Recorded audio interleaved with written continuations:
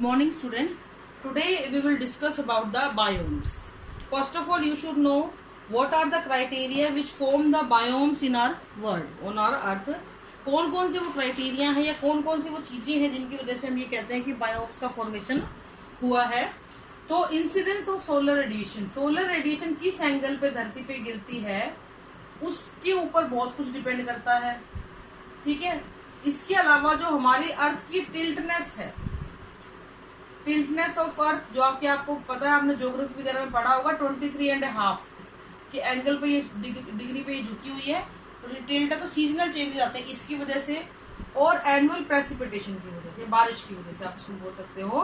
तो ये 3 फैक्टर हैं जिन्होंने हमारी धरती को बहुत बड़े लेवल पे अलग अलग बायोम्स के अंदर बांट दिया है. ये बायोम्स कौन से होते हैं बेटा? ये बायोम्स होते हैं बेटा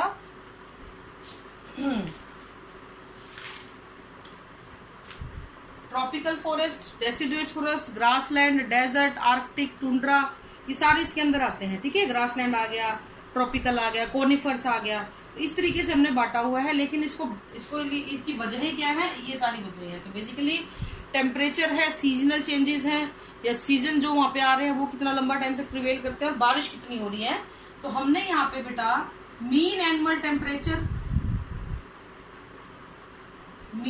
टेम्परेचर और मीन एनुअल प्रेसिपिटेशन के बीच में ग्राफ प्लॉट किया और ये देखा कि हमारा जो है टेम्परेचर का वेरिएशन कितना आता है और कितने बायोम हमने ऐसे डिसाइड कर लिए हैं अपने. तो हमने यहाँ पे बनाया है एक ग्राफ. टेम्परेचर क्योंकि आपको पता है माइनस में भी चलता है.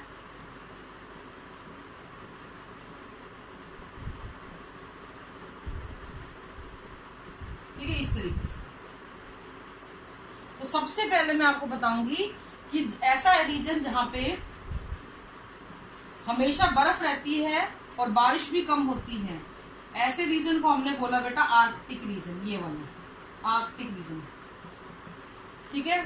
इसी तरीके से ऐसा रीजन जहां पे बारिश कम होती है, टेम्परेचर भी बहुत ज्यादा रहता है, टेम्परेचर भी ज्यादा रहता है और बारिश भी कम होती है, उसको हमने बोला डेजर्ट रीजन. ठीक है. फिर आया आपका ग्रासलैंड, जहां पे एवरेज बारिश अच्छी भली बारिश हो रही है और टेम्परेचर भी ठीक ठाक है. तो यहाँ पे आपका आ गया डेजर्ट रीजन. इस तरीके से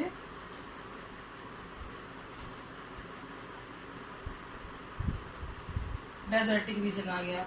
फिर बेटा आपके आते हैं ऐसी जगह जहाँ पे खूब तो बारिश है और टेम्परेचर अच्छा है. इससे बनता है आपका कॉनिफर, अच्छी बारिश और अच्छा रेनफॉल. ये हो गए बेटा आपके कॉनिफर्स. ये होगा आपका ग्रासलैंड. फिर एक ऐसी जगह है जहाँ पे टेम्परेचर हाई है लेकिन बारिश अच्छी है, डेसिडुअस, पर्णपाती वन जिसको बोलते हो. और फिर फाइनली आते हैं आपके ट्रॉपिकल रेन फॉरेस्ट, जहाँ पे आपकी खूब बारिश और खूब अच्छा टेम्परेचर, बहुत बढ़िया तरीके से जंगल फ्लरिश कर जाते हैं. तो ये कुछ आपके बायोम्स है मेजर जो धरती के ऊपर बने हुए हैं, वर्ल्ड के अंदर प्रेजेंट है, according to the mean annual temperature as the mean annual precipitation. ठीक है. तो ये प्लॉट करना आता है, ग्राफ बनाना ये बनाना नहीं आता है, सिर्फ इसकी लेबलिंग करनी आती है. ठीक है बेटा. ये आपको आनी चाहिए. नेक्स्ट आता है बेटा आपका फैक्टर्स, एनवायरमेंटल फैक्टर. तो हमने एनवायरमेंटल फैक्टर की डेफिनेशन क्या बताई? दीज आर द बायोटिक और abiotic factor which affect the growth and development of organism. अगर हम ग्रोथ एंड डेवलपमेंट की बात करें तो बायोटिक फैक्टर होते हैं वो किसी भी ऑर्गेनिज्म की रिप्रोडक्शन की अफेक्ट करेंगे और ग्रोथ को अफेक्ट करेंगे. जबकि जो एबायोटिक है, नॉन लिविंग फैक्टर होते हैं, नॉन लिविंग जो फैक्टर होते हैं ये अफेक्ट करते हैं किसी भी ऑर्गेनिज्म की फिजियोलॉजी को, किसी भी ऑर्गेनिज्म के बिहेवियर को, उसकी स्ट्रक्चर को और उसकी लाइफ हिस्ट्री. तो ये चीज आपको ध्यान रखनी है कि एबायोटिक फैक्टर किसको अफेक्ट करते हैं और बायोटिक फैक्टर किसको अफेक्ट करते हैं बहुत ज्यादा. ठीक है. एबायोटिक फैक्टर क्योंकि नॉन लिविंग होते हैं और ये कुछ ऐसे सब्सटेंस होते हैं जो कि ऑर्गेनिज्म की सर्वाइवल के लिए बहुत जरूरी होते हैं. और ये पहले हम इसी की बात करेंगे, जिसमें सबसे पहले आता है आपका टेम्परेचर, फिर आती है आपका लाइट, फिर आती है सॉइल, वाटर, वो कोई भी कर लो आप आगे पीछे, ऐसा कोई इशू नहीं है। तो सबसे पहले हम बात करते हैं बेटा टेम्परेचर की। First of all you should all know what is the meaning of temperature.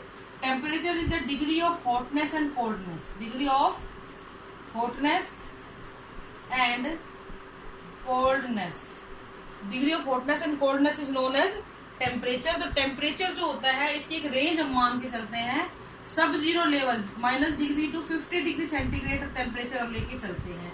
लेकिन ऐसे ऐसे यूनिक आपको जगहें मिल जाएंगी, जैसे कि deep hydrothermal vent, deep hydrothermal vents होते हैं, थर्मल स्प्रिंग्स होते हैं, जिनके अंदर आपको टेम्परेचर, थर्मल स्प्रिंग्स जिनके अंदर आपको टेम्परेचर 100 डिग्री सेंटीग्रेड तक भी मिल जाता है।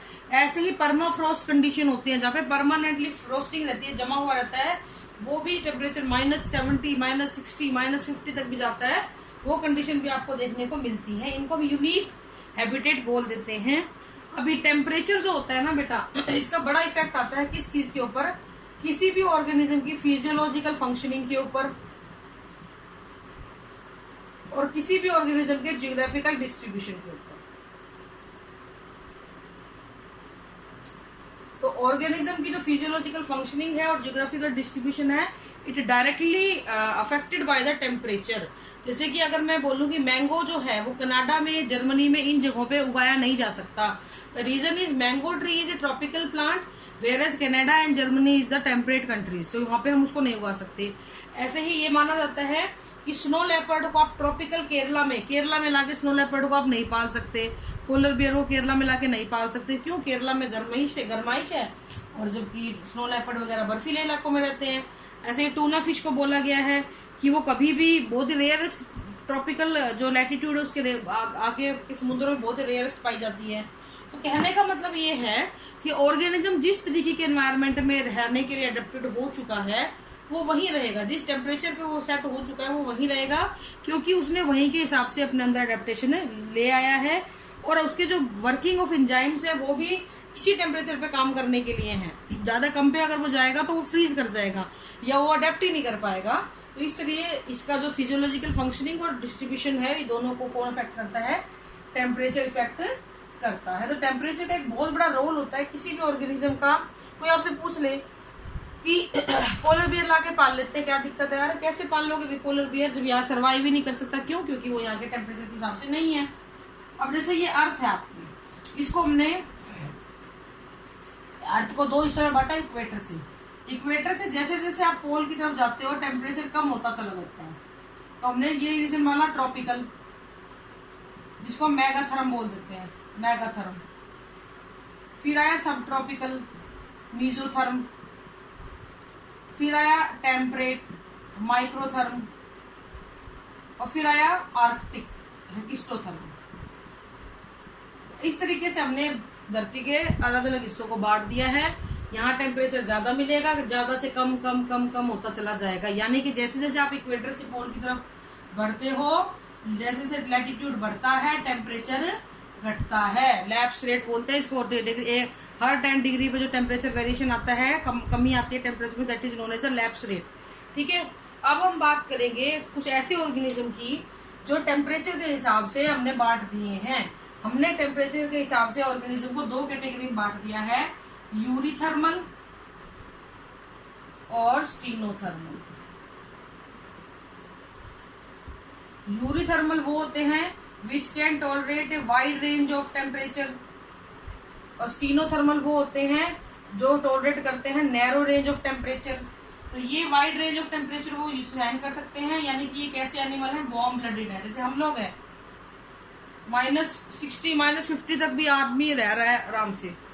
ठीक है, लाइफ लिमिटेड हो जाती है, लाइफ की फंक्शनिंग लिमिटेड हो जाती है, बट सर्वाइवल है। नैरो रेंज में आते हैं बेटा आपके कोल्ड ब्लडेड एनिमल, जो एक लिमिटेड रेंज को सहन कर पाते हैं।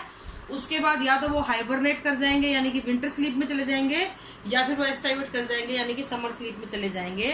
तो these are the organism which can tolerate a wide range of temperature, and these are the organism which can tolerate a narrow range of the temperature. Wide range वाले आते हैं वार्म ब्लडेड, जैसे कि मैमल्स और birds. यहाँ पे आएंगे आपकी फिशेस, रेप्टाइल्स, एम्फीबियंस। ठीक है बेटा, तो इस हिसाब से हमने बांटा हुआ है। Now the question is what is the meaning of warm blooded and cold blooded animal. Warm blooded animal have a constant body temperature, जबकि ये अपने बॉडी टेम्परेचर को बदलते रहते हैं। अगर हमें ग्राफ प्लॉट करें ना एनवायरमेंटल टेम्परेचर के बीच में और ऑर्गेनिज्म के बॉडी टेम्परेचर के बीच में, तो ये जो कोल्ड ब्लडेड है ना, ये अपना टेम्परेचर बदलते रहते हैं। जैसे से एनवायरमेंट टेम्परेचर बढ़ेगा ये भी बढ़ेगा, लेकिन अपनी एक लिमिट तक। वेयर एज द रेगुलेटर, बाहर का टेम्परेचर कुछ भी हो, ये अपना एक कांस्टेंट बॉडी टेम्परेचर को मेंटेन कर रखते हैं।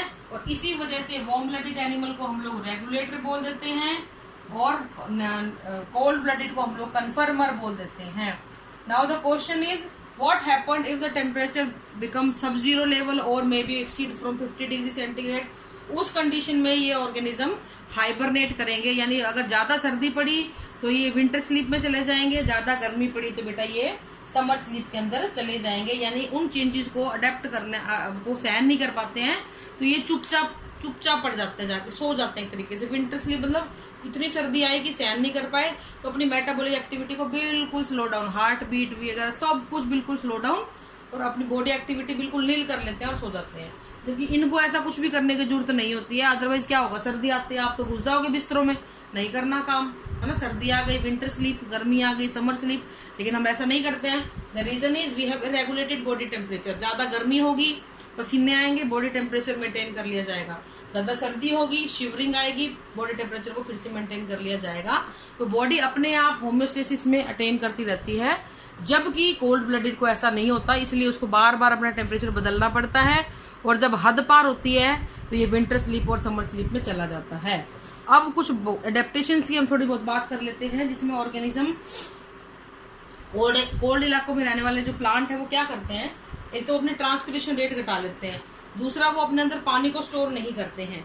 क्यों नहीं करते हैं, क्योंकि फ्रीजिंग हो जाएगी, जम जाएगा। ठीक है, इसी तरीके से अगर वहां के एनिमल की बात करें तो उनके पास सबक्यूटेनियस फैट बहुत ज्यादा होता है, बॉडी पे फेदर्स होते हैं अगर कोई पक्षी है तो, अगर कोई ऑर्गेनिज्म है तो बड़ा थिक कोट ऑफ हेयर होगा, स्केल्स पाए जाएंगे जो क्या करते हैं उसको टेम्परेचर टॉलरेट करने में हेल्प करते हैं।